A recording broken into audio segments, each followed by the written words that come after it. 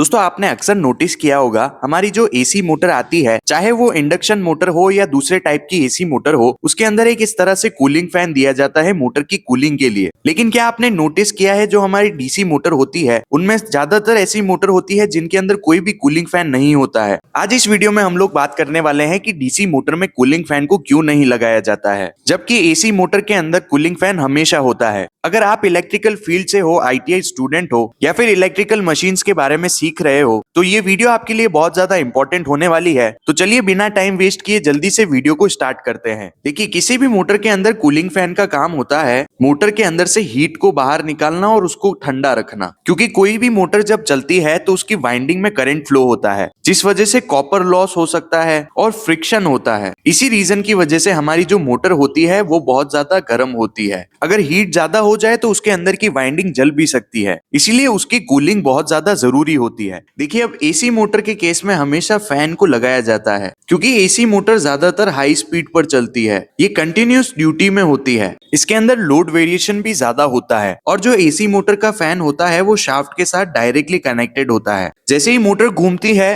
Fan भी घूमने लगता है, और जो फिंक्स होते हैं उनके थ्रू हवा बॉडी के अंदर सर्कुलेट होती है, जिस वजह से मोटर की कूलिंग होती है। अब दोस्तों सवाल आता है कि आखिर डीसी मोटर्स के अंदर कूलिंग फैन को क्यों नहीं लगाया जाता है। डीसी मोटर के अंदर फैन का ना होने का मल्टीपल रीजन होता है, इसीलिए चलिए मैं सबसे पहले आप लोगों को स्टेप बाय स्टेप सारे रीजन को समझाता हूँ। देखिए, सबसे पहला रीजन है डीसी मोटर लो स्पीड पर चलती है। अब सोचिए, अगर डीसी मोटर की शाफ्ट पर फैन लगा है और वो लो स्पीड पर चल रही है, अगर मोटर स्लो स्पीड पर चलेगी तो फैन भी स्लो चलेगा, जिस वजह से फैन कूलिंग ही नहीं कर पाएगा, उसके अंदर प्रॉपर हवा सर्कुलेट ही नहीं होगी। इसीलिए डीसी मोटर के अंदर कूलिंग फैन का कॉन्सेप्ट इफेक्टिव नहीं होता है। रीजन नंबर 2 होता है दोस्तों जिस वजह से डीसी मोटर के अंदर फैन नहीं यूज करते हैं, वो होता है डीसी मोटर की डिजाइन। देखिए, डीसी मोटर की जो डिजाइन होती है वो एसी मोटर से बहुत ज्यादा अलग होती है। डीसी मोटर में आर्मेचर, कॉम्यूटेटर और कार्बन ब्रशेस, ये सारी चीजें होती है, और किसी भी कार्बन ब्रश या कॉम्यूटेटर के पास फैन लगाना थोड़ा रिस्की होता है, क्योंकि डस्ट, कार्बन पार्टिकल या फिर कोई स्पार्किंग कम्यूटेटर पर लगने का रिस्क रहता है। इसीलिए डिजाइन की सेफ्टी के लिए भी फैन को अवॉइड करते हैं। तीसरा रीजन होता है दोस्तों